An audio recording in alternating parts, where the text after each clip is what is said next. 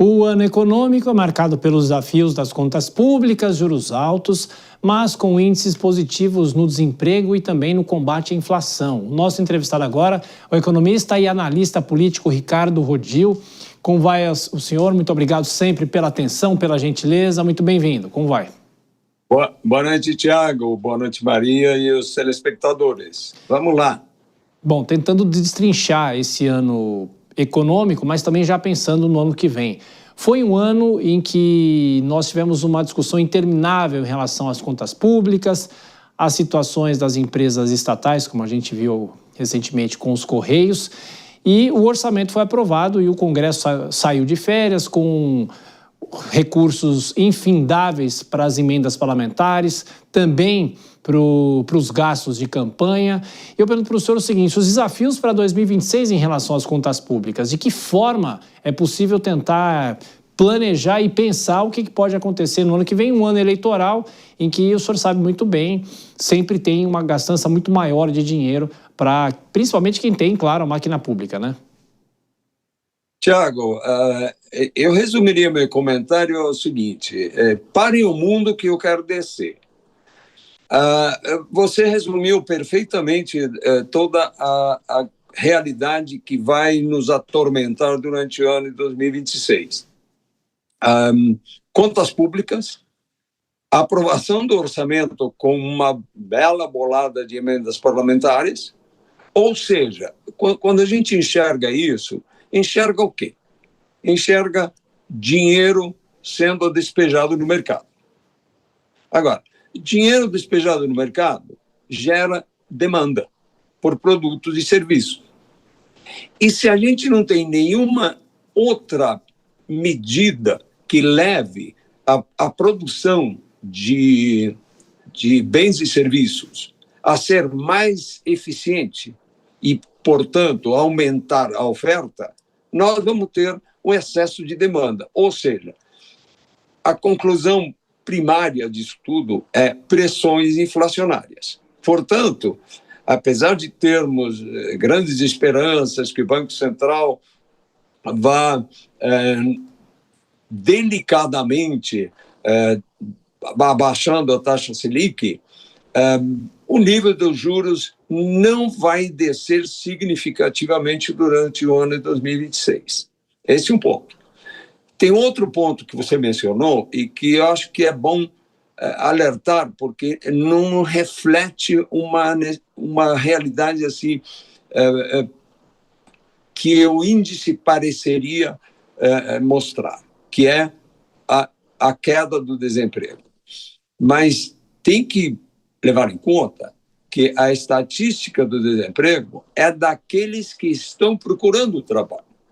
Ou seja, aqueles que eu considero os nossos funcionários e que ganham bolsas de diversos tipos e não estão, portanto, procurando trabalho, não estão na lista de desemprego. Agora, eu pergunto, eles estão empregados? Eles estão produzindo bens ou serviços para aumentar a oferta nesse país?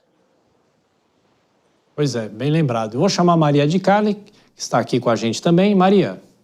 Boa noite, Ricardo, tudo bem? A minha pergunta é em relação ao aumento do salário mínimo. Muito bem-vindo num país como o nosso, que estamos entre os 15 mais desiguais do mundo, mas a minha pergunta vem com a questão fiscal, porque aumentando o salário mínimo você aumenta também outras despesas que estão aí ancoradas com relação ao valor do salário mínimo e os gastos do governo.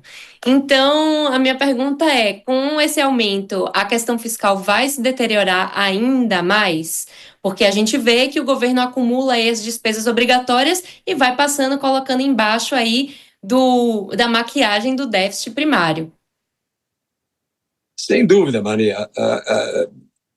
Aumento do salário mínimo, aumento real do salário mínimo, quer dizer, não cobrindo apenas o dano inflacionário nele, vai gerar a mesma coisa que nós estávamos falando, quer dizer, vai gerar maior dinheiro no mercado, portanto, pressões inflacionárias. E também, como você bem colocou, vai aumentar as despesas públicas. Lembrando que não é apenas o salário mínimo, é só um indicador. Não é só um indicador. Ele é um indicador que afeta toda a despesa previdenciária de ponta a ponta. Então, entre o ano eleitoral, que vai seguramente chamar o pessoal para o gasto, né, em todos os níveis, lembrando que são eleições gerais, portanto, em todos os níveis, e despesas previdenciárias mais altas, numa previdência que já está muito mal estruturada e já não se aguenta, então é a fórmula para o desastre, né? Mas, enfim, é o que vamos ter neste ano de 2026, não tem como ser muito otimista. Ricardo, o senhor sabe muito bem que medidas econômicas dependem de condições políticas também para saírem do papel. E esse ano foi muito marcado pela discussão do ministro da Fazenda sobre a tributação dos mais ricos, a necessidade de adotar pautas, no caso, mais populares, como a própria isenção do imposto de renda, que terá, a partir de janeiro, já com consequências em fevereiro, benefícios para uma grande parte da população. Mas de que maneira a senhora acha que essa discussão vai continuar se dando ao longo de 2026? Porque tem muita dificuldade por ser um ano eleitoral e, politicamente, a gente sabe, no Congresso Nacional as coisas não andam, principalmente em anos assim. Bom, é por algum motivo que a matéria que eu estudei na faculdade chama economia política. Ou seja, a gente não fala só de números, fala de impactos e fala de pressões dentro dos próprios poderes. Isso vai ter consequências seguramente ainda digamos, na figura de pressões inflacionárias. Agora, tem que levar em conta uma coisa que também não é tão grave quanto foi anunciada no início. Quando se falou da isenção de até 5 mil ao mês, né, do imposto de renda retido na fonte, e, portanto, depois não imposto de renda na declaração final, a gente falava, bom, 60 bilhões de impacto, mas depois começou a se fazer algumas outras contas, porque tem uma grande parte desse pessoal que ganha até 5 mil por mês, que, por causa das outras deduções, também não está pagando hoje imposto de renda. Então, o impacto não é tão sério. O problema é que cada vez que se tira uma receita, sem saber o que vai pôr no lugar, as contas não fecham. Então, as contas não fecham, então foi-se falar da grande discussão em cima, bom, a taxação das grandes fortunas, que os ricos paguem mais. Taxação de grandes fortunas não deu certo em nenhum lugar do mundo. Todo mundo ou quase todos, devem ficar 1 ou 2 países hoje que tem alguma coisa parecida. Mas onde foi experimentado, durou 2, 3, 5 anos, porque não dá certo. Não dá certo.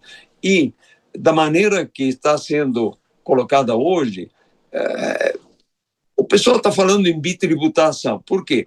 Porque se vai tributar dividendos, nós estamos tributando um dinheiro que já, ao ser considerado lucro dentro da empresa, antes da distribuição, ele já pagou 34%. Então, dizer, não, então o que recebe deve pagar também. Se o que recebe deve pagar, ele vai investir menos. E se investir menos, estamos de novo naquele problema que eu comentava no início, que é, nós estamos matando a oferta de bens e serviços. E se nós estamos estimulando a demanda e matando a oferta, a conta não vai fechar nunca. Maria de Carli? Tem um ditado que diz assim, it's the economy stupid, né? Eu esqueci agora quem cunhou, eu sei que era o assessor do Bill Clinton, que fala que a economia ela é um principal fator para as decisões políticas. Portanto, se ano que vem a gente vê índices muito positivos, como um crescimento não muito, agressivo do PIB, mas ainda assim a gente está com um PIB positivo, um desemprego reduzido, como o senhor colocou, as pessoas desistiram de procurar trabalho, mas ainda assim estamos com um desemprego baixo. Porém, a população não sente na pele essas melhorias, porque os preços continuam aumentando, principalmente de remédios e alimentos. Então, esse fator nos preços e na questão da redução da qualidade de vida vão ser cruciais para a gente não ter um Lula 4? Essa pergunta dos 10 milhões de dólares. Ainda vai rolar muita água, como você comentava agora, Maria. Tem que ver o que a oposição vai fazer. Logicamente que quem está com a faca e o queijo na mão, com as despesas na mão, e vai poder fazer todos os movimentos possíveis para conquistar o eleitor, é o governo que está no poder, né? Isso não tem como.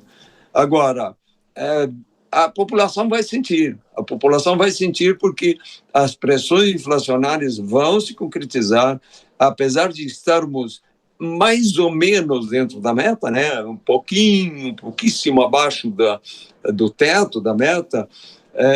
Eu não creio que o ano que vem tenha diminuição sensível, porque as pressões econômicas, tá bom, e as políticas vão fazer com que essas pressões realmente acabem em aumento de preço. E a população sente, e a população que sente é realmente o eleitor desse governo.